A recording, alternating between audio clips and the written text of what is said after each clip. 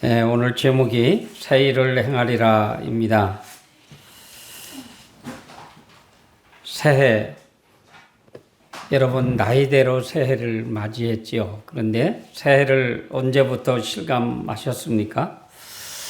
어렸을 때는 한 해 한 해 가면서 어렸을 때 저희는 이제 구정을 세기 때문에 구정이 새해인 줄 알고 양말 얻어 신고 옷 얻어 입는 것이 기대가 되고 떡국이 먹는 것이 기대가 돼서 새해를 이렇게 기다렸던 생각이 납니다. 우리가 인생 살아갈 때에 이제 새해를 맞이하면서 연말이 되면 그래도 올해 보람 있게 살았다. 하나님 앞에 영광 돌리게 살았다라는 사람이 있는가 하면 후회하는 사람도 있을 것입니다. 아무튼 이 모든 것은 뒤로 하고 우리 농기교회 새해를 새롭게 살아야 됩니다. 10년 전이나 5년 전이나 지난해나 늘 같은 해라면 새해의 의미가 없습니다. 지난 1년 동안 얼마나 세월해졌느냐 하는 음성을 우리가 들어야 됩니다. 오늘 말씀은 2600년 전 바벨론의 포로로 끌려가서 노예살이하고 있는 이스라엘 백성들에게 새해 주신 희망의 메시지입니다. 노예 생활이란 희망이 없습니다. 죽도록 일하다가 비참하게 죽고 마는 것이 노예의 삶입니다. 일본에 우리 그 조상들이 끌려가서 탄광에 가서 일하는 모습을 이렇게 흑백 TV지만 기록한 것을 보면 속 팬티만 입고 그저 꽃갱이로 막 사정없이 돌을 이거를 찍어 파는데 보니까 얼마나 열심히 두들기는지 모르겠더라고요. 바싹 말라 있었어요. 노예 생활이란 이렇게 비참합니다. 노예 생활은 희망이 없습니다. 그리고 죽도록 일하다가 비참하게 죽고 마는 것이 노예의 삶인데 하나님께서는 너의 이전 일을 기억하지 말라. 내가 새 일을 행하리라 라고 말씀하고 있습니다. 여러분 이전 일을 기억하지 마십시오. 즉 2024년도의 일 꼭 필요한 것만 기억하시고 어려웠던 것은 기억을 벗어버렸으면 좋겠습니다. 그런데 그렇게 되지 않지요. 오늘 성경은 불필요한 것들을 기억하지 말라 말씀하십니다. 즉 이전 일, 옛날 일을 출애굽 사건을 말씀하는데 400년간 애굽에서 종살이했던 이스라엘 백성들 하나님 의뢰로 출애굽을 한 것입니다. 그리고 모세라는 지도자를 보내시고 10가지 재앙을 통해서 애굽을 굴복시켰습니다. 그런데 이전 일을 생각하지 말라라고 하십니다. 왜 그렇습니까? 하나님께서는 더 놀라우신 새 일을 행하실 것이기 때문입니다. 이것이 축복입니다. 여러분 우리 믿음의 조상들이 정말로 목사님들을 비롯해서 장로님들, 권사님들, 성도들이 정말로 옛날 일을 기억하지 않았던 것 같아요. 일본 압제에 우리가 36년간 그렇게 그들을 압제해서 고통을 받았지만 이미 우리 모든 것을 다 빼앗긴 그런 시대의 사람들이었죠. 그런데 우리 아마 제가 이 말씀을 기록하면서 우리 믿음의 선배들이 목사님들이 장로님들이 우리와 같은 권사님들이 하나님 앞에 얼마나 부르짖어 기도했을까. 하나님 일본 사람은 기억하지 않겠습니다. 하나님 저희들에게 축복해 주십시오. 제가 어려서만 해도 일본 경제하고 초등학교 때 어느 집사님한테 초등학교 나왔어요 하고 아침에 그랬더니 초등학교는 안 나오고 국민학교 나왔어요. 그래서 웃었는데 국민학교 때 보면 우리 경제가 일본하고 제가 어려서 듣는 건데 10배 이상 차이가 났습니다. 그런데 지금은 어떻게 됐나요? 그와 거의 어깨를 겨룰 정도로 우리가 축복을 받았어요.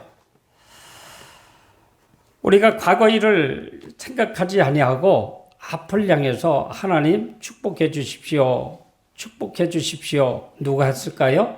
우리 기독교인들, 하나님을 섬기는 백성들이 앞만 바라보고 하나님만 쳐다보면서 이렇게 기도했지 않았을까 하는 생각을 해봅니다. 이렇게 바벨론에게 하나님은 새로운 일들을 계획하고 계십니다. 고레스는 하나님을 믿지 않는 왕입니다. 메대와 바사와 바벨론까지 정복한 왕입니다. 그런데 하나님께서는 고레스의 마음을 움직여서 예루살렘 성전을 지을 계획을 가지고 계십니다. 그리고 광야에 길을 내고 사막에 물이 흐르게 할 계획을 가지고 계십니다. 원수의 손으로 성전을 짓는다는 것은 상상할 수 없는 일입니다. 그러므로 새 일을 행하시겠다는 말씀입니다. 여러분, 하나님의 방법은 우리의 생각을 초월합니다. 우리나라의 선교사들이 들어와서 열심히 복음을 전했습니다. 약 50년이 넘도록 열심히 복음을 전했지만 사실 이 땅에는 교회는 몇 개가 없었답니다. 우리나라 전체를 통틀어서 650개밖에 없었답니다. 더군다나 서울과 부산에는 그 대도심에도 불구하고 몇십 개밖에 교회가 없었다고 합니다. 물론 우리가 기억하고도 싶지도 않고 이런 사건이 있어도 안 되겠지만 6.25 사변 전쟁으로 인해서 북한의 12만 명의 교인 중에 5만 명의 신자가 남한으로 피난을 오고 남한은 교회가 수없이 세워졌습니다. 오늘 한국에는 6만여 교회가 세워졌습니다. 전쟁 후 50년 동안 100배의 교회가 세워졌습니다. 적을 통하여 오히려 교회가 부흥하게 하셨습니다. 이것이 하나님이 일하시는 놀라운 방법입니다. 전쟁을 통하여 깨닫게 하시고 기도하게 하시고 이 땅의 교회를 순결하게 하시고 세계 복음화의 중심에 우뚝 세우셨습니다. 하나님은 늘 이렇게 새로운 방법으로 하나님의 일을 이루어 가십니다. 여러분, 과거, 언제가 과거입니까? 아마 24년도까지 과거라 생각할 수 있겠지요. 지난해에 어려웠던 일이 참 많지요. 상처받은 일도 있고 아파서 고통 중에 있는 일도 있고 또 경제적으로 어려운 일을 당한 일도 있습니다. 2025년도에는 새해를 행하시는 하나님만 바라보시기 바랍니다.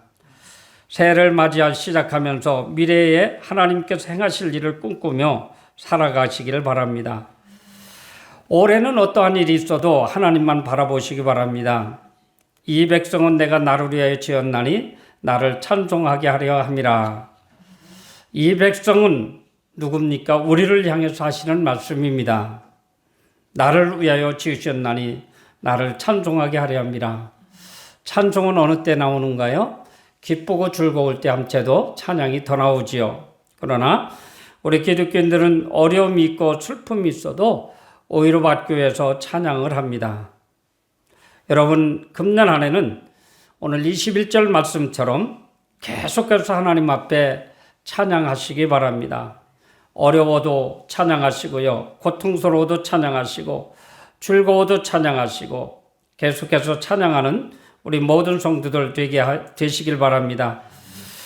우리는 하나님의 영광을 위해서 지음을 받았다고 성경은 말합니다. 우리는 하나님의 말씀을 들을 때, 교회 일을 할 때 모든 일을 긍정적인 관점에서 바라보는 훈련을 해야 됩니다. 즉 긍정적인 관점에서 보면 문제가 쉽게 풀립니다. 안 보이던 것도 환하게 보입니다. 사람과의 관계도 긍정적인 입장에서 바라보면 마음도 편하고 일도 잘 됩니다. 아기가 태어나 젖을 먹고 약하지만 걸음마를 배우고 걸음을 걷게 되면 엄마 아빠가 얼마나 기뻐하십니까?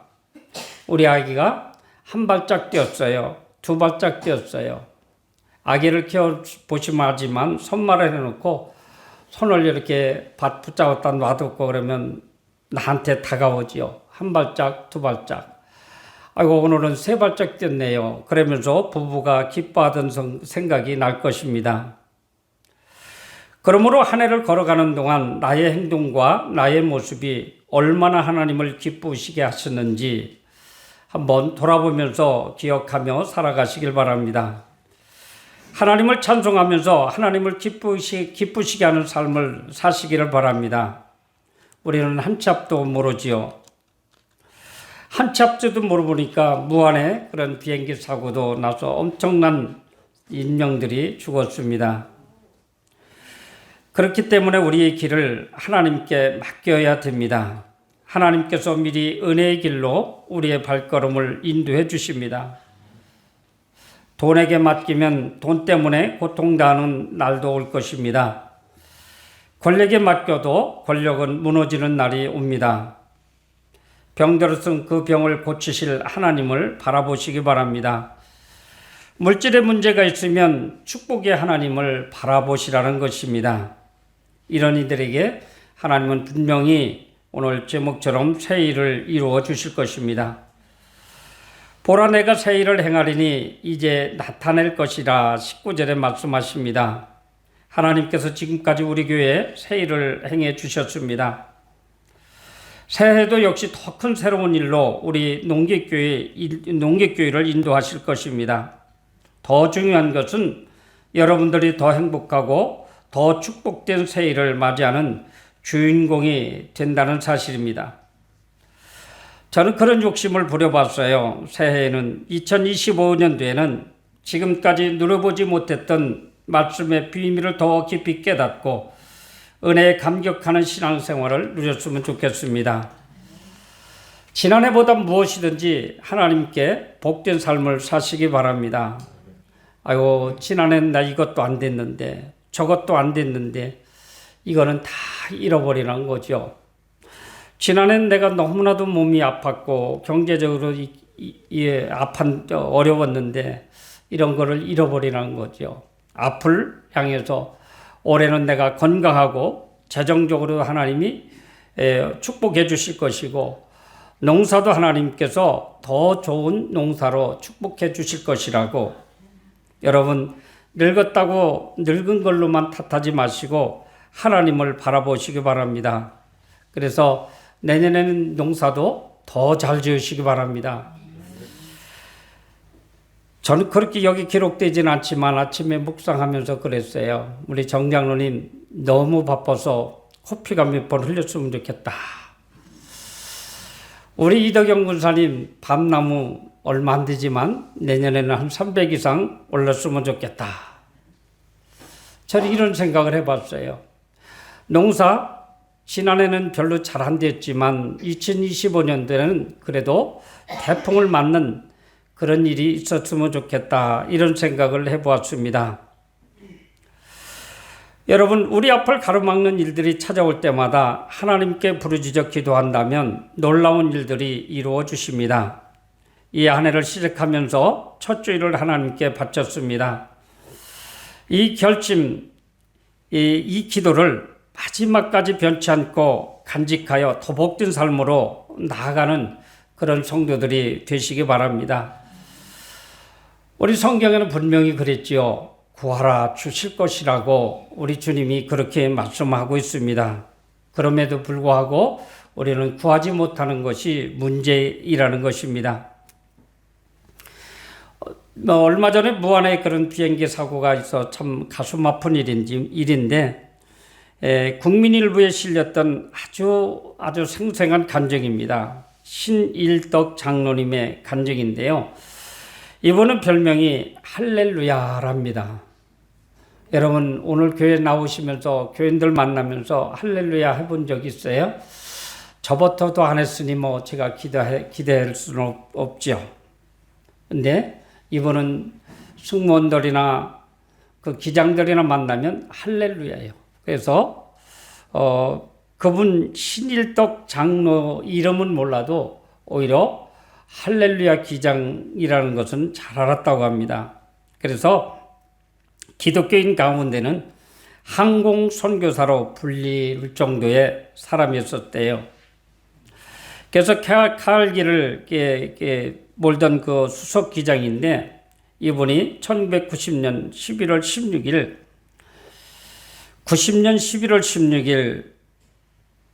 승객 165명을 태우고 서울에서 사이판으로 가는 비행기를 조종했습니다.